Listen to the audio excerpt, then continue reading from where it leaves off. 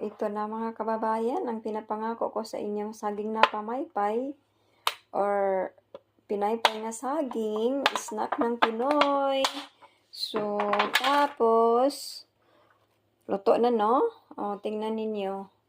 I-ano mo lang dyan sa asukal na puti. I-ganon-ganon mo.